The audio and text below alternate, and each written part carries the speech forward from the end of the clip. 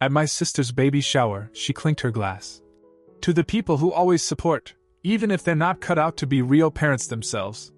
My mom snorted. Her friends laughed. I raised my water and said, to support, and to the lease that I just broke. Her smile dropped. The room fell silent. I took a sip and said, you'd think I'd be used to it by now, the way she makes a scene without even raising her voice. My sister has always had a flair for subtle digs that somehow still manage to slice clean through you. But even I didn't see that toast coming. The baby shower was at some overpriced event space downtown, the kind with fake ivy walls and LED lights that turn everything into a photo op. She rented the place, obviously didn't pay for it.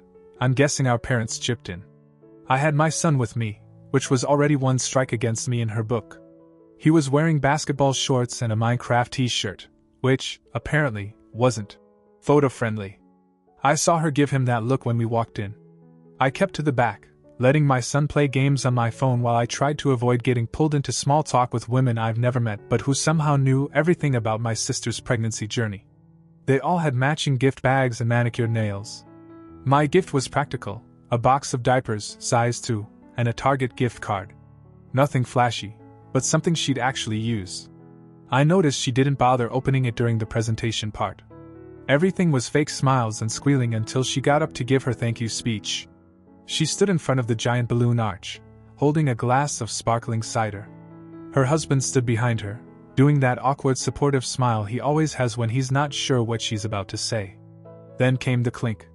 To the people who always support, she said. Even if they're not cut out to be real parents themselves. I felt it before I heard it. The pause. The shift. The way my mom's snort broke the silence like she just heard the cleverest joke in the world. A few of her friends laughed, that light, polite kind of laughter people use when they don't want to be rude but also want to belong. I looked at my mom, who didn't even blink. My dad just kept chewing whatever pastry he'd been working on. My sister smiled sweetly and took a sip. That's when I knew it was aimed at me. Not a doubt in my mind. I stood there for a second, thinking I'd let it slide. Be the bigger person, like always. But my son looked up at me, and I just snapped. Quietly, completely, I snapped. I raised my water bottle. To support, I said. And to the lease that I just broke. Her smile disappeared like someone had flipped a switch. The room went silent. Her husband's hand actually dropped from her back. My mom blinked twice and looked at me like I just screamed fire. My dad stopped chewing. I took a slow sip and nodded. Yeah. Guess you'll need a new sponsor. I turned to my son and told him to grab his stuff. Nobody moved. You could have heard a pin drop in that room. Someone coughed, but no one spoke. I heard my name, my mom, obviously, trying to do her usual patch job. But I was already walking toward the door. We left. No goodbyes. No explanations. In the car, my son asked if she was mad. I told him she'd be fine. Then he asked if I was mad. I said no, I just decided not to keep giving money to people who mocked me in front of a room full of guests. What no one at that party knew, what she never expected, was that I had already planned to stop covering their rent. The timing just worked out perfectly. 4 months. $1,500 a month. $6,000 in total. I paid it without complaining, even when I had to cut back on a weekend trip I'd promised my son. Even when I saw her post pictures of new nursery furniture and matching outfits for her toddler. And that wasn't even the worst part. The worst part was knowing that no one, not my parents, not her husband, not a single soul, ever said thank you. No one asked if I could afford it.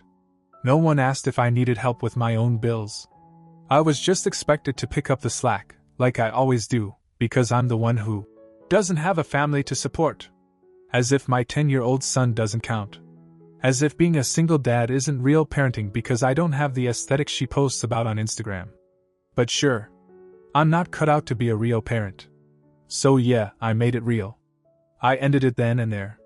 And when she called the next day, with my mother three-wayed on the line, the fallout really began. The next morning, I was halfway through making pancakes when my phone buzzed. First it was a text from my mom. Can you talk? We need to clear the air before things get worse. I didn't respond. 10 minutes later, the call came through. I knew it was a trap before I answered.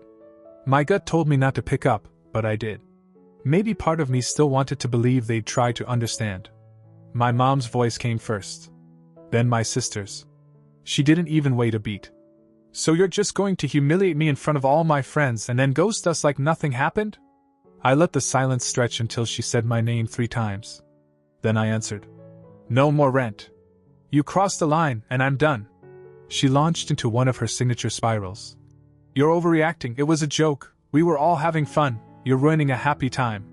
My mom jumped in, trying to reframe the whole thing as a misunderstanding. She even threw in the classic line. "Don't let one comment destroy family."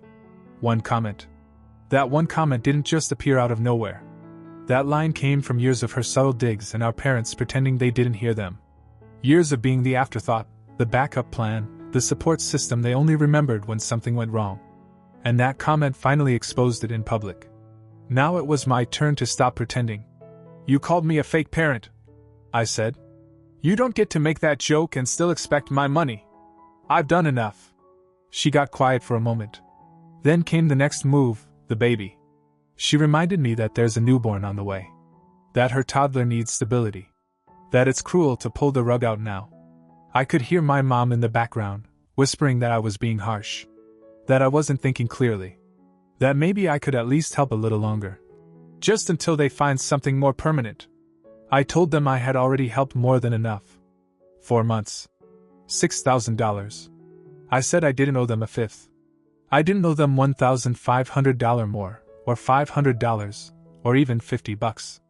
Their financial struggles weren't mine to solve, and a baby doesn't erase what she said, especially when she meant it.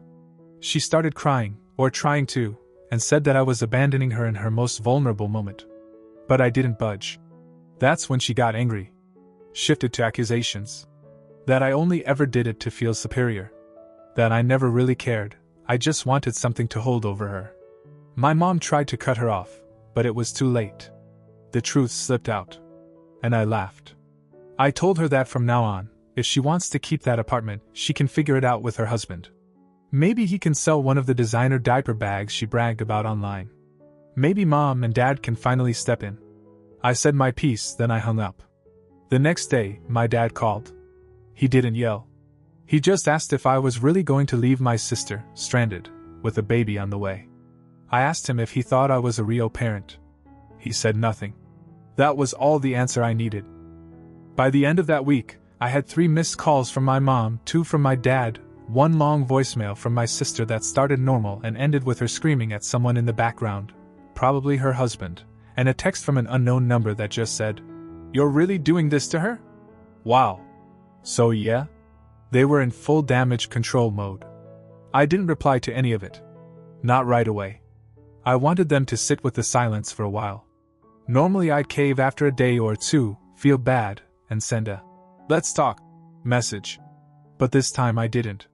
I kept doing what I always do, work, pick up my son from day camp, make dinner, and try to live a normal life. But every night, a new message would pop up, just enough to stir the pot. My mom started light. She sent me a photo of my sister's toddler playing in the apartment, with a caption. "She doesn't understand what's going on. She just knows she might have to move soon." Then came, "She's crying every night. This stress isn't good for the baby." And then the kicker. "You'll regret this someday." My dad didn't say much, but when he did call, he tried to sound neutral, which is always code for taking her side in a more polite tone. He kept asking if I was absolutely sure I wanted to go through with this. He reminded me that the baby would be here any week now. That uprooting them now was a pretty cold thing to do. I asked him if he thought what she said at the shower was okay. He didn't answer that. Just repeated that things are tense, and it's better not to escalate. Then, out of nowhere, I got a message from one of my sister's friends, Melissa, who I barely know. She said she thought the whole toast situation was blown out of proportion, but that she hoped we'd find a way back to each other. That's when I knew my sister was shopping it around. Painting herself as the victim, leaving out the whole part where I'd covered her rent for 4 months while she shopped for matching nursery furniture and posted Amazon hauls like she was a Kardashian. But then something weird happened. I got a DM on Instagram from one of her other friends. Someone I met once at a barbecue.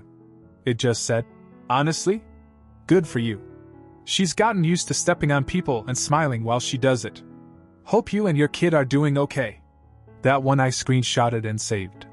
About a week and a half after the baby shower, my mom called again. This time she didn't bring my sister into it. Just wanted to talk. She said the family was under a lot of pressure and that she was just trying to keep everyone together. I let her talk. Then she said it. What if you don't pay the full rent? Just $500 a month. Just enough so they don't have to leave town. It's not forever. I asked her why I should do even that much. She said, because you're in a better position. And because she's your sister. So I told her this, being in a better position isn't a life sentence. It doesn't make me their financial plan. And being her brother doesn't mean she gets to insult me in public and still cash my checks in private. I'd done enough. I'd paid more than I should have. And this whole family needed to stop mistaking my silence for permission. My mom got quiet. Then she just said, okay, and hung up. That should have been the end of it, but of course, with my sister, nothing is ever done until she gets the last word. Or in this case, the last party. Because the next week, I opened Facebook and saw the photos. Streamers, banners, dinner spread, a backyard full of guests, and a big caption that said, Happy birthday to the best husband and future dad of 2. Everyone was there. Except me. And my son. I wasn't even looking for it. I was scrolling through Facebook while waiting for my son to finish brushing his teeth, and there it was. A full photo album from the party. Balloons, lights, one of those cheesy rented marquee letter signs that said dad of 2. There were maybe 30 people in her backyard, including our parents, all smiles and red plastic cups. What caught my eye wasn't just that we weren't invited. It was the kid-sized table in the corner. Little chairs. Gift bags with cartoon characters. 4 other kids were there. 4. They didn't invite mine. He's 10. He's their nephew. And they didn't even text me to say they were doing something. I just stared at the pictures for a full minute, then closed the app. I didn't tell my son about it. What was I supposed to say? That we got cut from the guest list because I stopped paying someone else's bills? I thought that was the end of it. It wasn't. The next morning, I got a Venmo request. $265.34. Your share for the stroller. I actually laughed out loud. She hadn't spoken to me in almost 2 weeks. Hadn't apologized, hadn't admitted to anything, hadn't even acknowledged what happened at the shower. But here she was, still treating me like her personal savings account. I declined the request. Then I sent her 1 cent back with a message. Put this toward your next punchline. That set off the second wave. Less than an hour later, my mom called again. She didn't even pretend to be calm this time. She said I was being spiteful, that I was humiliating my sister. That the party wasn't meant to exclude me, they just didn't want drama.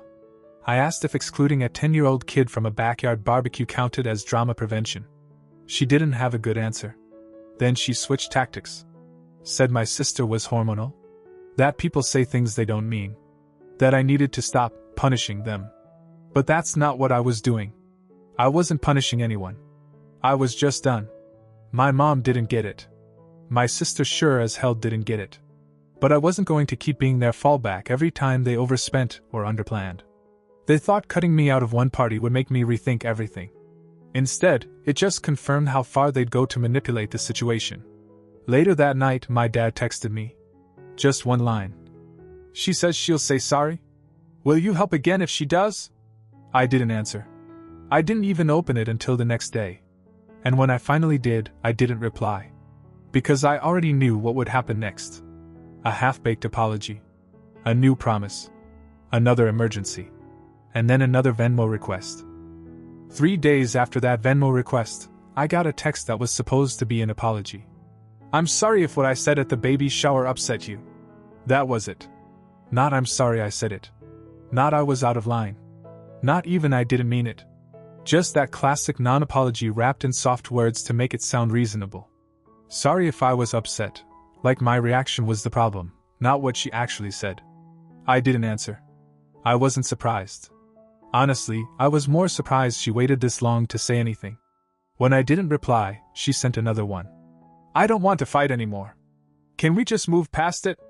The baby's almost here and we have more important things to focus on. So there it was. The real reason she was reaching out, not to make peace, but to reset everything. Get me back on board. Get the money flowing again. The usual cycle.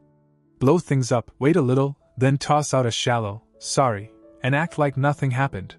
This time, though, I didn't take the bait. Instead, I screenshotted the messages and archived the thread. That same day, I got a call from a friend of mine who lives a few blocks away from my parents. He said kind of awkwardly, "Hey, I heard your folks are helping your sister now. Thought you were still covering rent."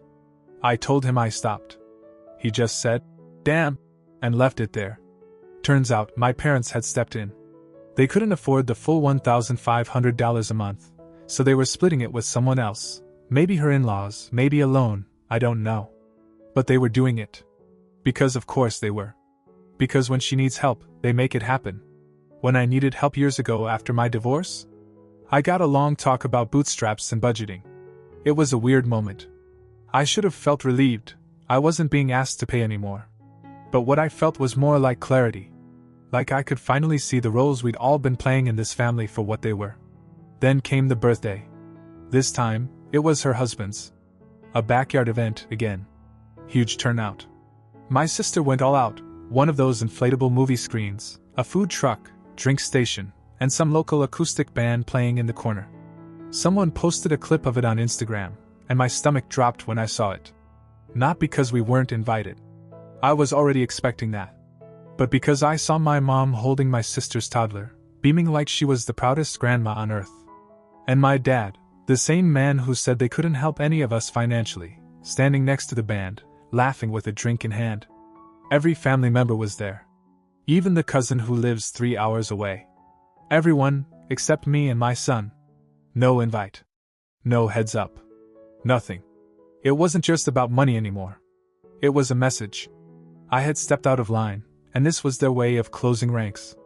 Reminding me that there was a cost to saying no. That the golden child would always have a seat at the table, and if I didn't play along, mine would disappear. What they didn't know was that I'd already bought something that same week.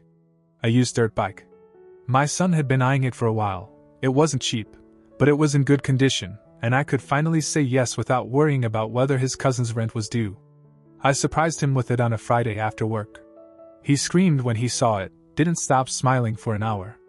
That weekend, while my family played happy around a fire pit, we were at a trail an hour outside the city, riding until the sun went down.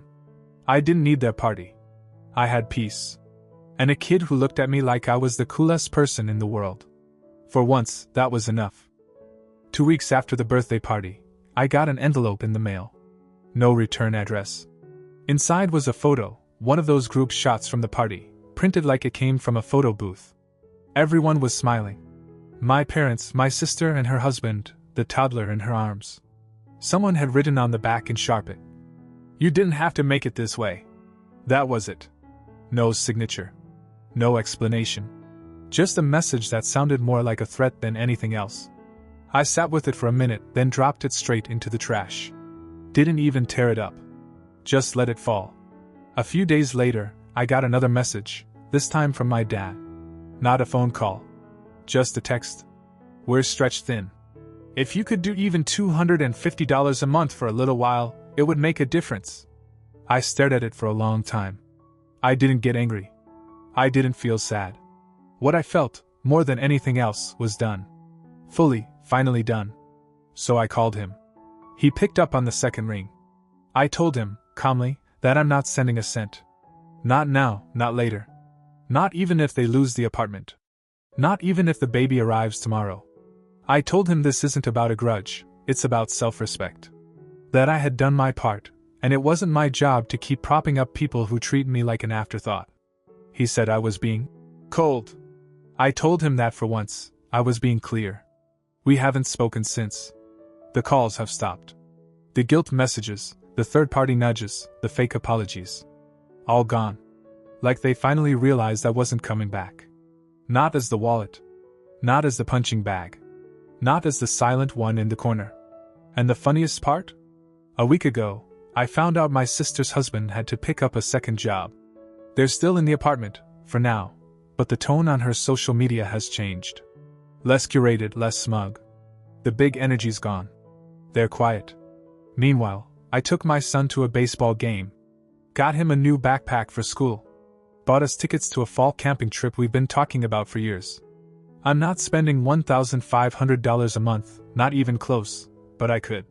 That's the difference. I could. And what I do spend, it goes to someone who actually appreciates it. No parties, no fake toasts, no digs dressed as jokes. Just peace. And the dirt bike rides. And the quiet. I don't think they'll ever understand why I stopped. And honestly, I don't care if they do. Some people say family is forever. But I've learned it's only worth holding on to if it doesn't bury you. And I'm finally above ground. 6 months passed. Not a word from my sister. Not a call from my parents. I thought we'd reached the unspoken agreement. We'd go on pretending the other didn't exist, and the peace would hold as long as no one broke the silence. I was okay with that. My son and I had our rhythm now. Weekends on the trail, game nights, bike upgrades. I even started setting aside a little each month into a just because fund, something I'd never been able to do when I was playing landlord for people who thought birthdays needed catering and strollers had to be imported. Then came the knock. It was a Tuesday night. Cold out? I opened the door and there she was, my sister. Alone. No husband. No kids. Just standing there with her arms crossed, a hoodie pulled over her head like she was trying not to be recognized. I didn't say anything. Just stepped back and let her walk in. She looked around like she'd never seen the place before, even though she'd been here plenty of times back when things were good, or, at least, quiet. She sat down on the edge of the couch and said, "I left him." I didn't say anything. I waited. He took out a credit card in my name. Racked up a bunch of charges. I found out last month. The baby's barely 3 months old, and he's working nights and coming home drunk. I've been staying with mom and dad for a few weeks, but it's not working. I didn't ask what she wanted. I already knew. She looked up. I just need a place for a few nights. Just until I find something. There it was. The moment. 6 months ago, I might have folded. Out of guilt. Out of that reflex to help, no matter how deep the knife went. But now, I told her no. Not angrily. Not cruelly. Just no. She looked stunned. Like the idea of me saying it hadn't even entered her mind. "You're really going to turn me away? After everything?" I nodded. Then I asked her, not to be petty, not to twist the knife, but because I needed to hear her say it. "Do you remember what you said at your baby's shower?" She looked away. "You said some people just aren't cut out to be real parents. You meant me." "I didn't mean it like that." "I know. You meant it worse." She got up, muttered something I didn't catch, and walked out. I haven't heard from her since. But the next day, I got a text from my mom. Just one line. "She told us you slammed the door in her face. How could you?" I didn't answer. Because I didn't slam anything. I opened the door. And I finally chose not to lose myself in someone else's mess. That's the part they'll never understand. I didn't stop being family. I just stopped being the fool.